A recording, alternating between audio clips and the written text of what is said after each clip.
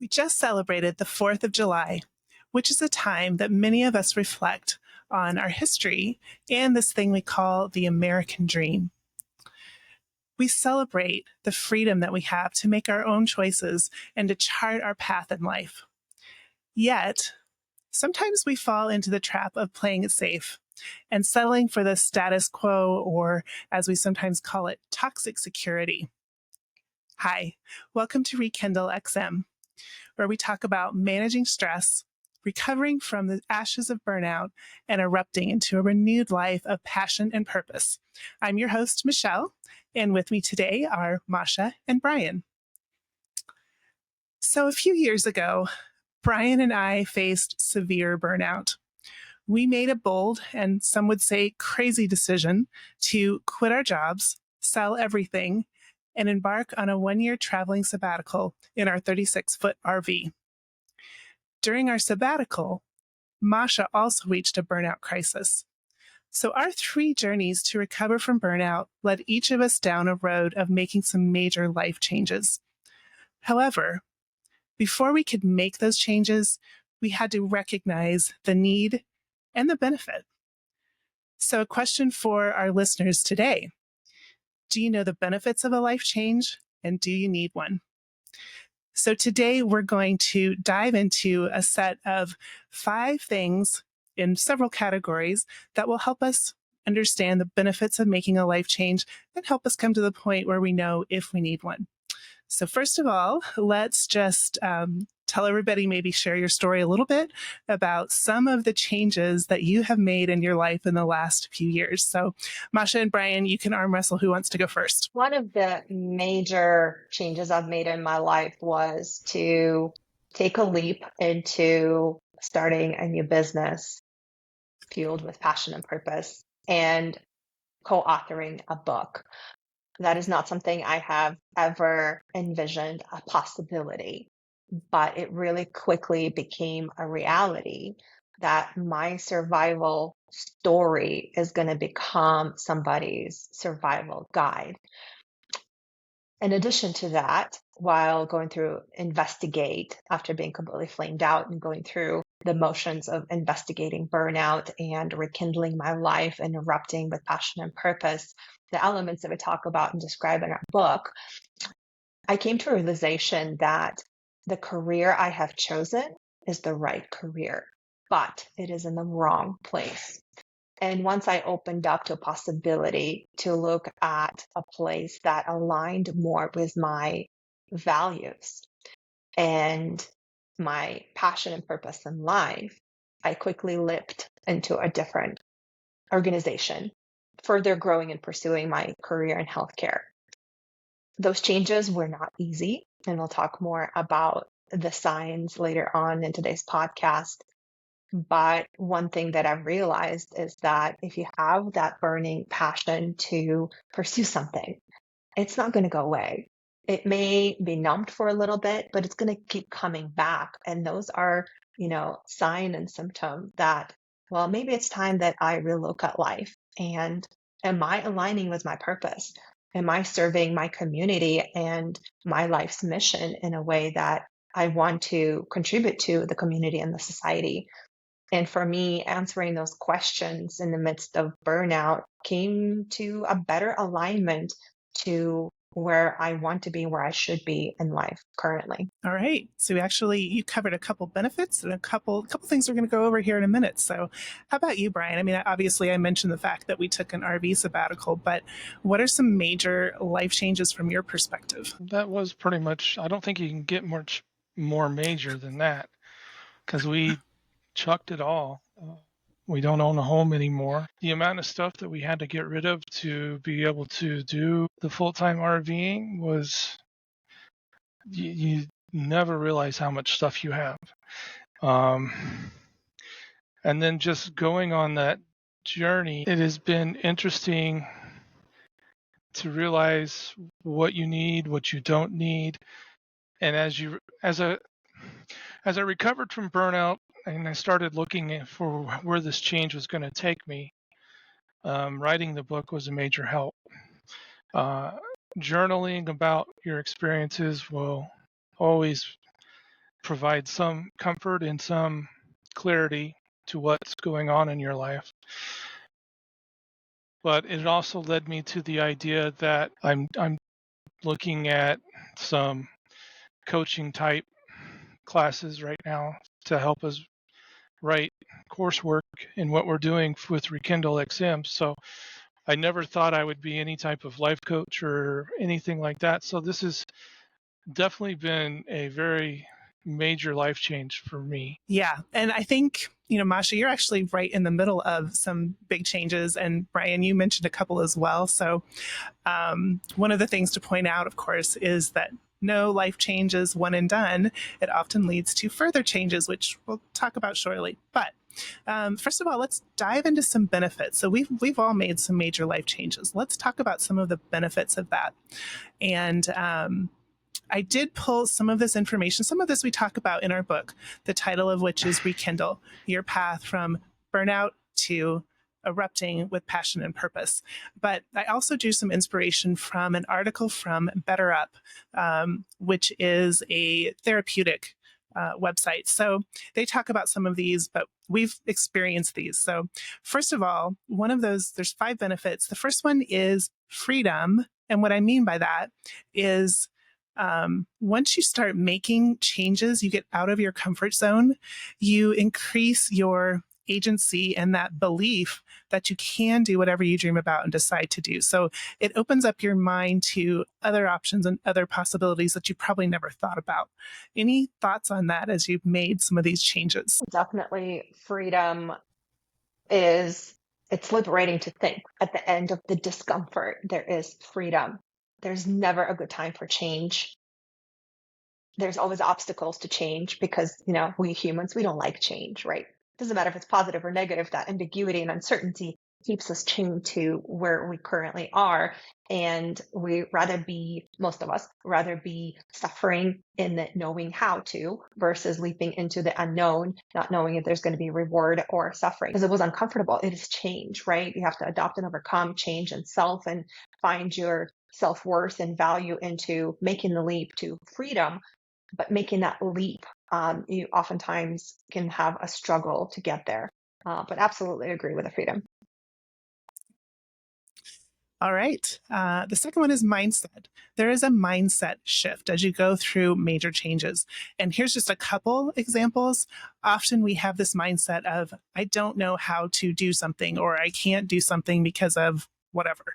But when you make this type of a leap, your mindset shifts because all of a sudden you realize, oh, I can do, whatever it is, or I can learn how to do something new. So what about mindset shift, Brian? How do you feel about that? I think that depends on the circumstances of what made you change.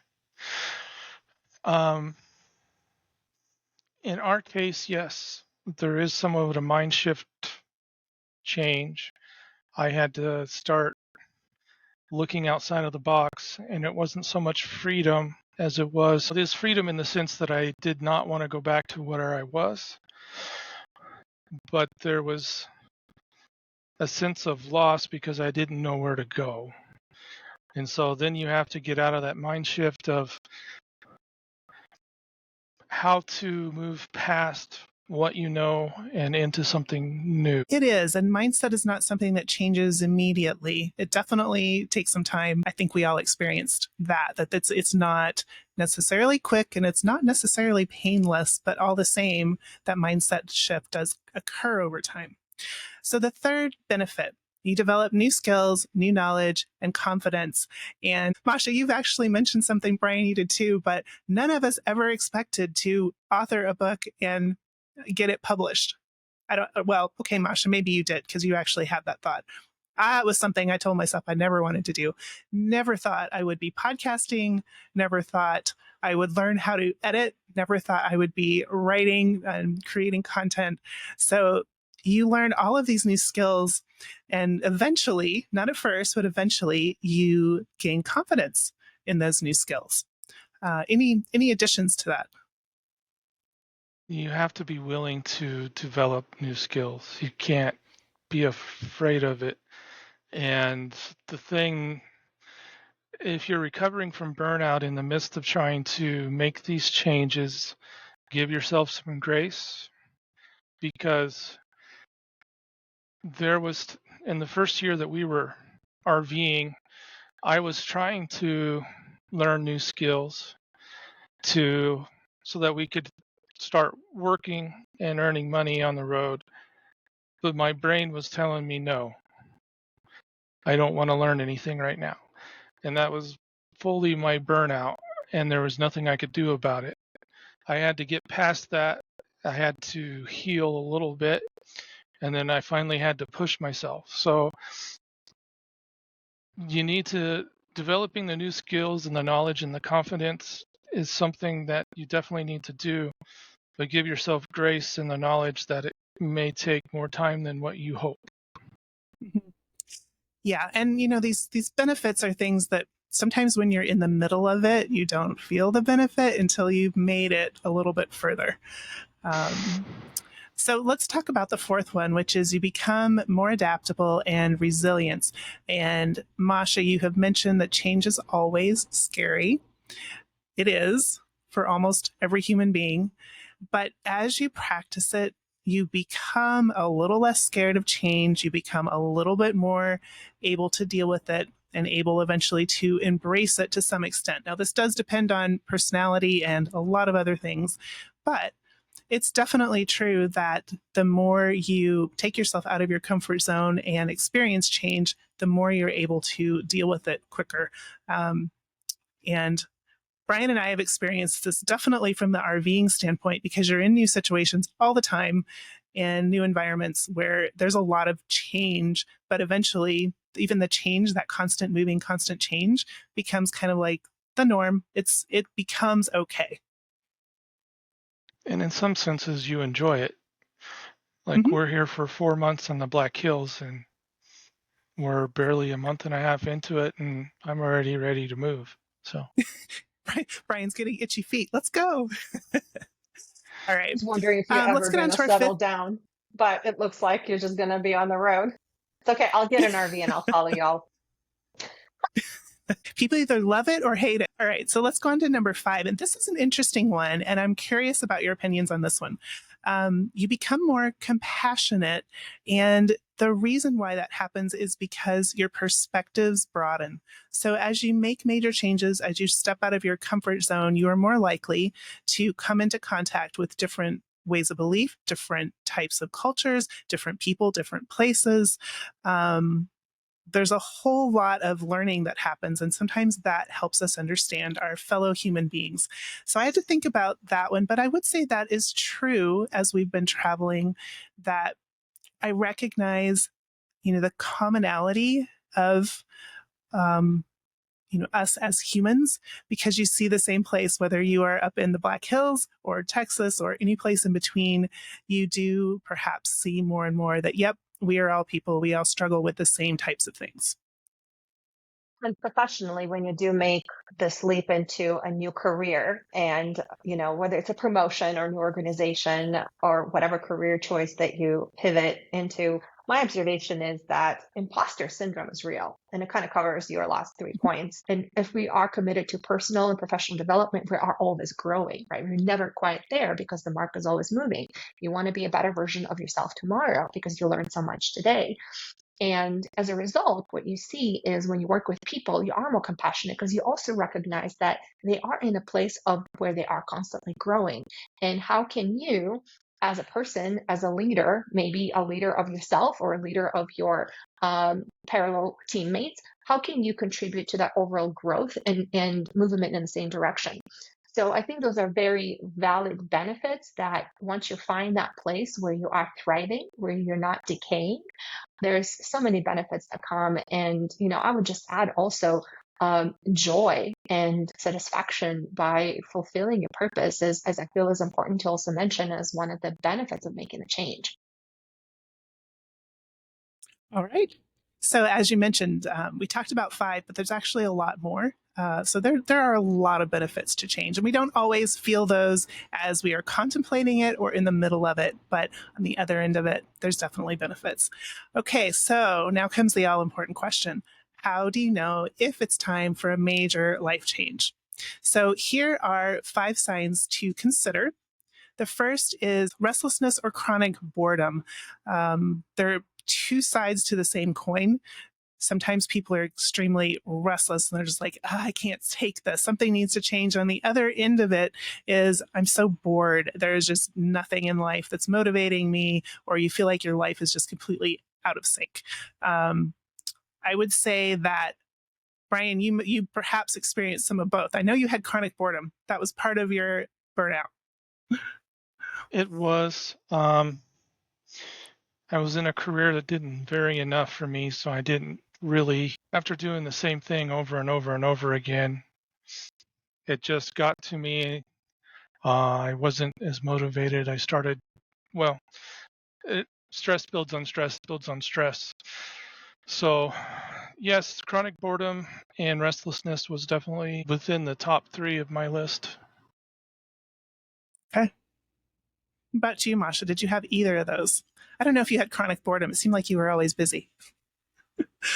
No, chronic boredom does kick in even if you are always busy. When you're stuck in a mechanical job that is becoming more mechanical and less creative, I think chronic boredom is one of the first suspects to creep in and cause restlessness, right? What I've experienced in my, while I was realizing I need a transition is that we were shifting priorities from being creative and flexibility and being able to have meaningful conversations and engage in different people and, kind of like leading the change down to more, this is your box. This is where you're going to exist. And that's all you're responsible for. Anything outside of that is someone else.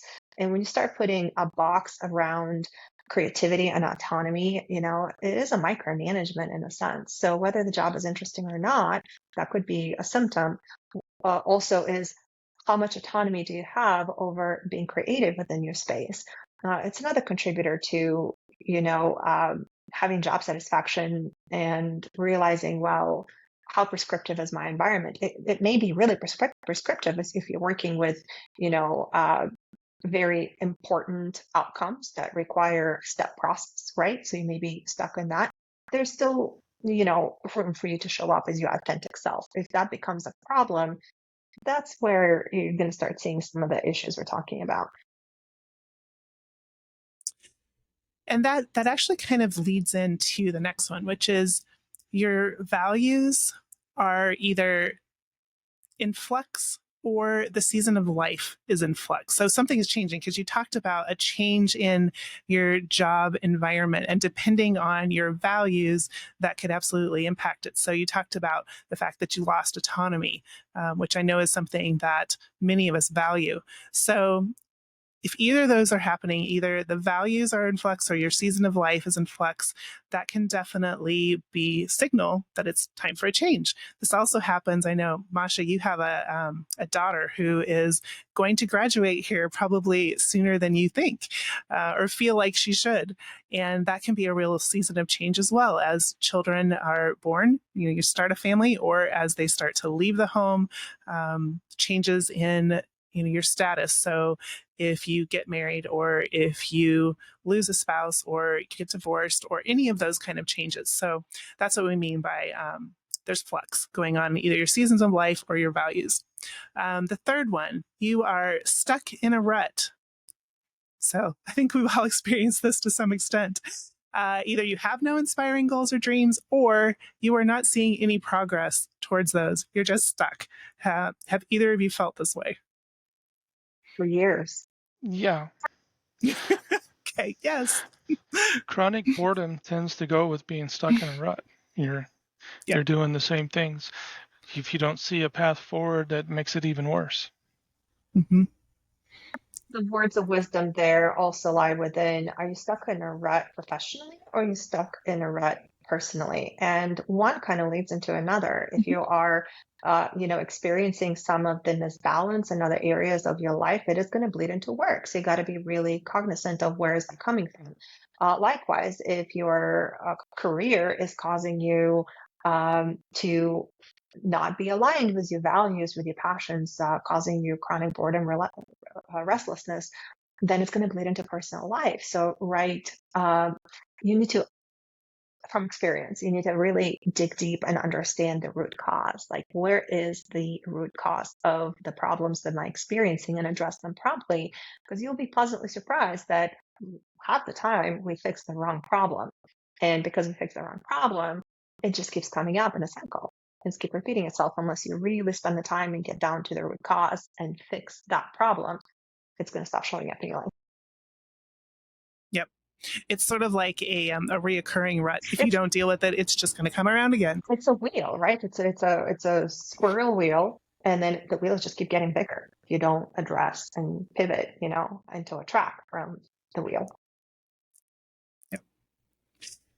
All right. So the fourth sign that maybe it's time for a change. This one is a fun one, and it's titled Courageous Contemplation. And what that's talking about is, do you ask yourself, what if? What if I moved? What if I got a different job? What if I started a whole new lifestyle like Brian and I did? Perhaps you're even exploring those options. So you may be watching someone on YouTube who is doing some kind of alternate lifestyle or has this really cool job, or you find yourself maybe on the way to work. You're like, what if I just kept driving? This is a good sign that it might be time for a change. I did this, by the way. So we lived in the Denver area, and there's this big road, Interstate I-70, that we had to be on every day. And we would take I-70 for a short period towards the mountains. And I would have this thought several times. What about if I just kept driving up into the mountains and didn't go to work? Confession, I don't think I ever told you that, Masha. You never told me that. There's a few times I, maybe in that dream state, hypnotic driving, whatever you want to call it, I did miss my turn, and most of it, I have to admit, was not going to work. But once I did miss the turn, I ended up in a different location. I'm like, I guess my subconscious really did not want to go to work today. And this is an interesting one, because so Brian and I, years ago, we were actually camping, and we had a fifth wheel at the time, and we weren't full-time RVers, but we would go with our family on the weekends. And we were at a campground, and there were full-time RVers next to us in their big Class A. And it was so funny because Brian and I, we actually met them. They went in, they gave us a tour, and ever since then we're kind of like, like, what if? Could we do that? So if you find yourself having those moments or having those conversations with people who maybe are in a different line of work, that can be a sign. Watch out, Masha, because we may drag you into full-time RVing too. It's becoming more of a reality because now that I have flexibility to work from 27 states, it slowly became a reality versus being stuck and still being remote, but from a single state, right? It does expand the horizons.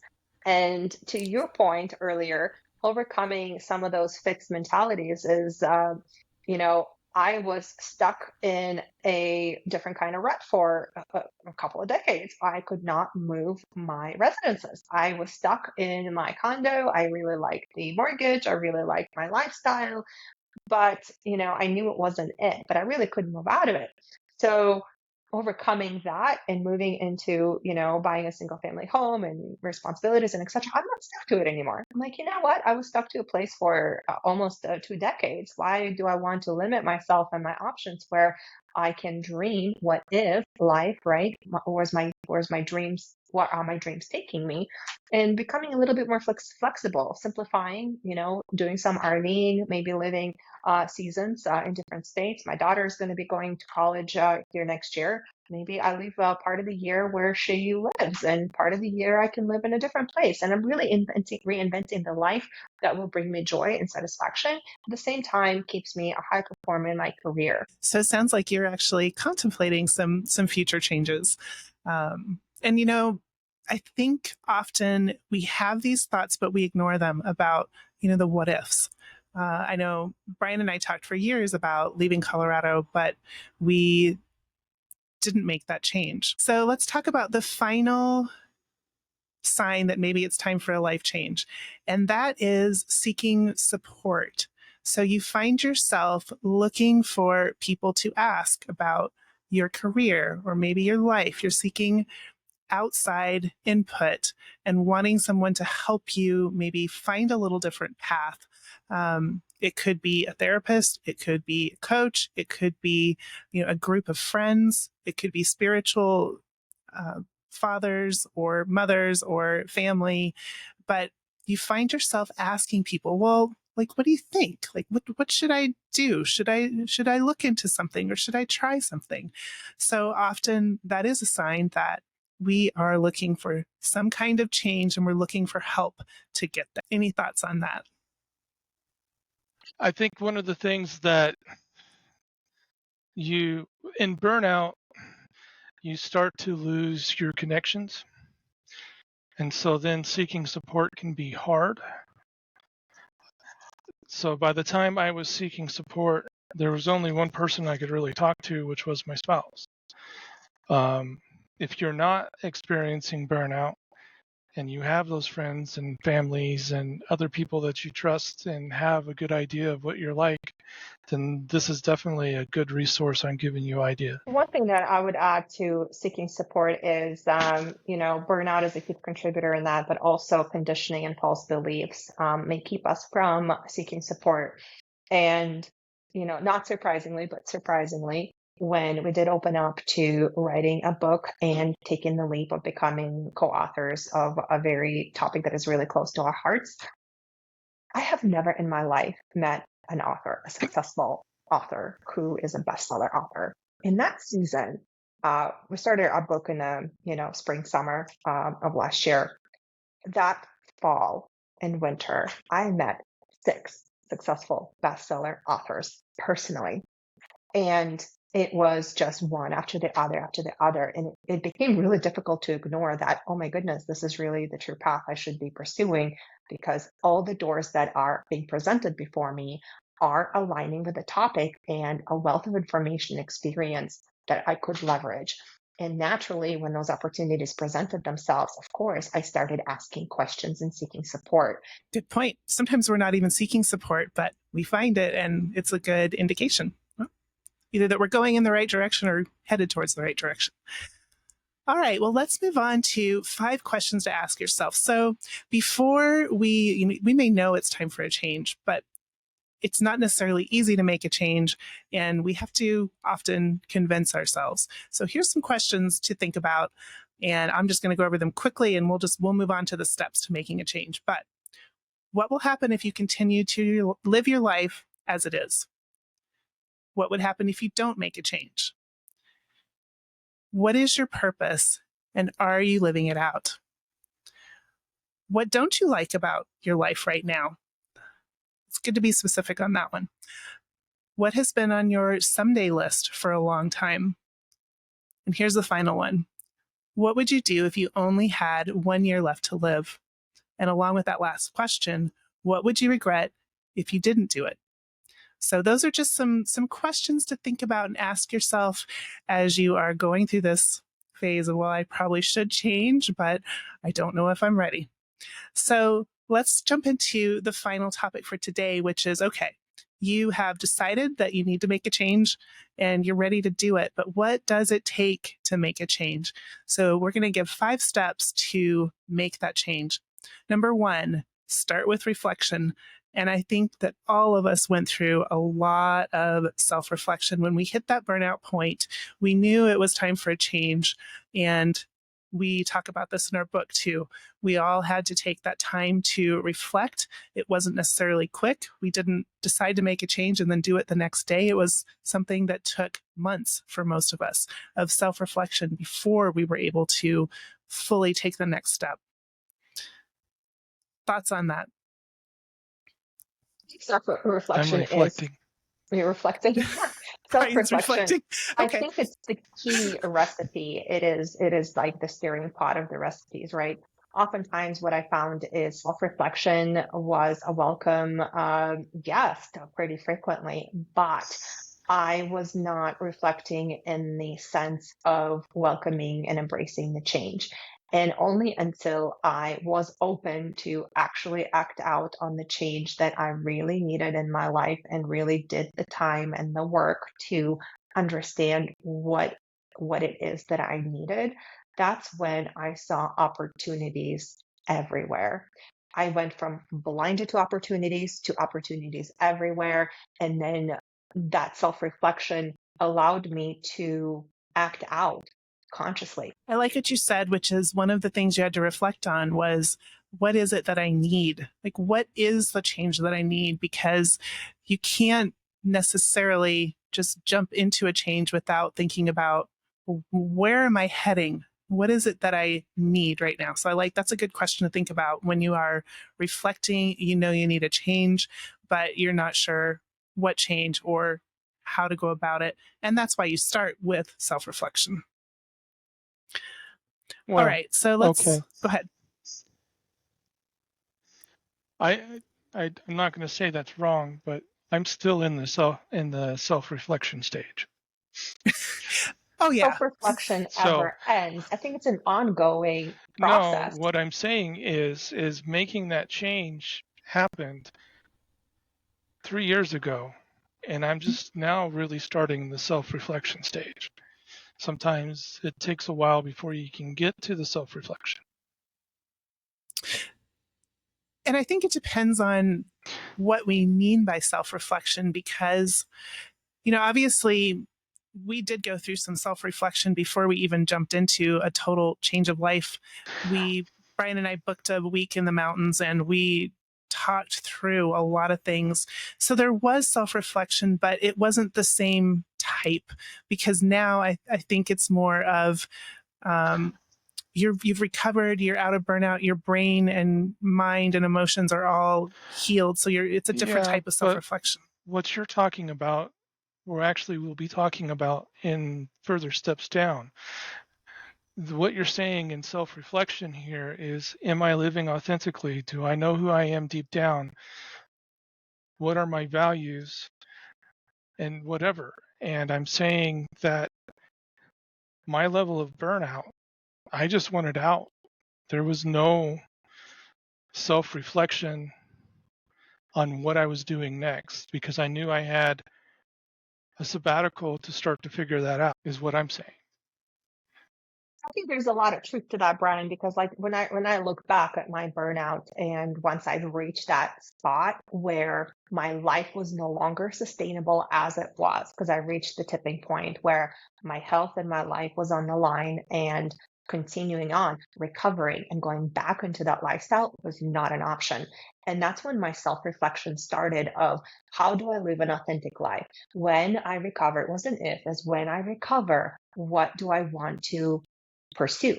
Because I cannot be pursuing the same things that I was pursuing before. I cannot be living life on autopilot. I had to bring purpose and passion and meaning to life, and I had to embrace the change and decide that I'm going to heal, I'm going to grow, and I'm going to leap into the zone of uncomfort and growth and reach that freedom, reach that space of, I'm enjoying every day I live. Yes, there are challenges every day, but I continue to walk with self-reflection to make sure that I'm aligned with my purpose and my passion at this point and stage, as if before the self-reflection was, what do I want to create with my life?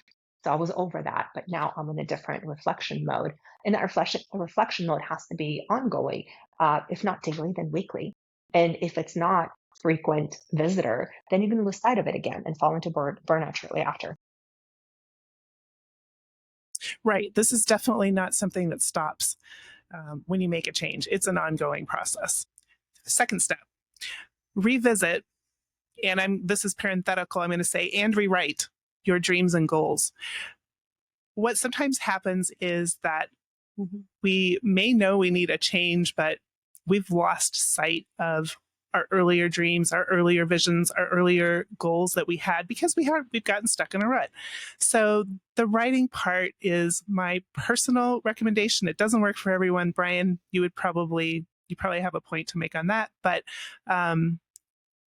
basically, whether you're thinking about it or writing it, you want to revisit your personal dreams and goals, because usually we've lost them somewhere along the way. Writing definitely has its benefits. I'm never big in journaling. There we go. But to me, this point actually is, I think, where most people start, because I have a feeling there's more people like me on the self-reflection where they were nowhere close to being ready to do that. And they were more visiting on this, knowing that they needed to make a change, and they're trying to and I guess that is some self-reflection, but trying to figure out what the next steps were. Mm-hmm. And part of that is, well, where do you want to go? And sometimes that means going back and thinking back to, well, what did I want at some point in my life? What were those big dreams? What were those goals? Because we had been talking about getting out of Denver over 10 years, 3 or 4 different times. We wanted to go to Port Townsend. We wanted to go to Coeur d'Alene. We wanted to go RVing. We just wanted out of Denver. Yep. And we realized that, making those changes doesn't necessarily make the changes that need to happen, but sometimes changing an environment assists in being able to make those other changes. It does. What about you, Masha? What dreams have resurrected as part of your journey? I'm going to use a different example because this is something just totally tickles my soul right now. I had a call the other day with a really close friend of mine, part of our Bible study group, a very successful businessman, really successful businessman, has been in his area of expertise for 2 decades.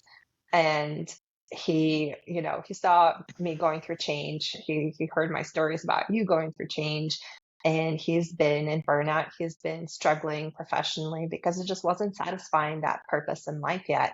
And he started off with, I self-reflected and I revisited my dreams and goals. And I looked back at my youth and thought out what brought me joy, what made my life exciting and fascinating and worth living. Because it's not now. It's not in my career. I love helping people, but this is not it. I'm just, exhausted, burned out, and bored doing the same thing. And he goes, back in my youth, my brother and I used to do adventures and used to just go and explore and, have this like wild adventure. And so long story short, he's saying, I'm going to go on expedition next year.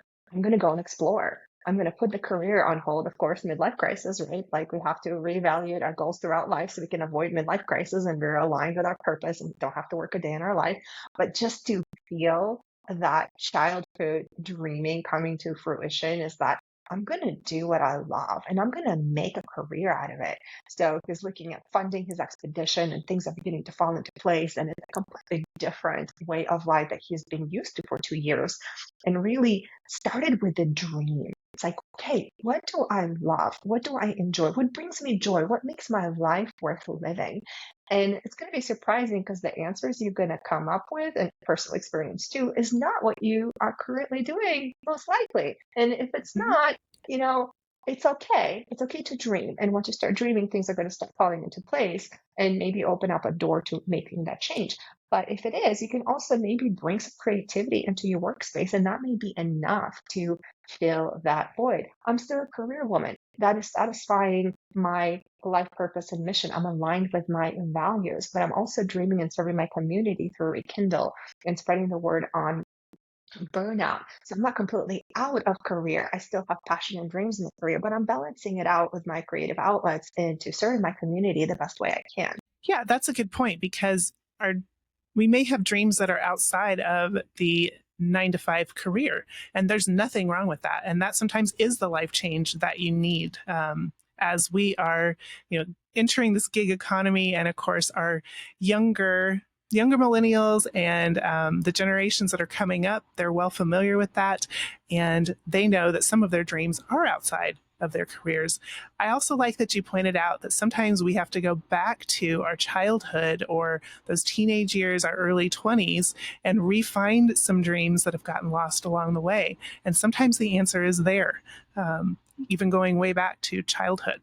So, okay, well, let's move on to the next one. This is a hard one, and it is make a courageous commitment to change. So when Brian and I, we reached our burnout crisis and we took a week, went to the mountains, had our own couples retreat, and we didn't know exactly what to do just yet, but we did make that decision and commitment that we were going to leave Colorado, even though we didn't know the rest of it. And that commitment and that decision to change then, helped guide, but there was a definite decision point.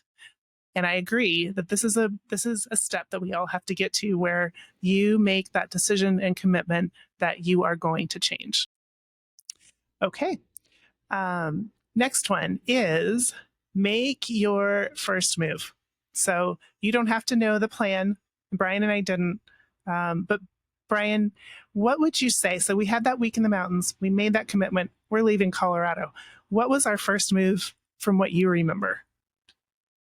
Well, I had been making those steps in my head well before we had that conversation in the mountains. I was constantly looking at our budget and trying to figure out what was the baseline that we could go and, make it work. So, one, yes, you need to know your next steps. You need to make sure that it's financially viable. You can't just chuck it all and go starve to death. Making that list of things that need to happen is important. And Michelle and I, when we were in the mountains, we looked at our budget. We knew what we had to, the minimum that we had to sell everything for to be able to do what we wanted to do. But we also had a list of things that punch items that we needed to get done before we could even try to start selling things. Yes, you have to make the list. Yep. And even if you don't know everything that goes on that list, I would say that by the time, you and I, we started working on what we did know, and we knew we needed to make house changes in order to sell the house. But somehow between there and the time we got to selling our house, the steps were falling into place. And I would say, and I would, just encourage people that it can be really hard to take those first steps because you're like, I don't know what the next 50 steps are after that. But generally, once you start moving, those steps will become clearer. It's the starting to move. It's that first step that is sometimes hard. Well, even when you stall after making those first few moves, you will still see a step forward within a short amount of time, even though it may not feel short. I mean, that was definitely the way it's been with the Rekindle project all together.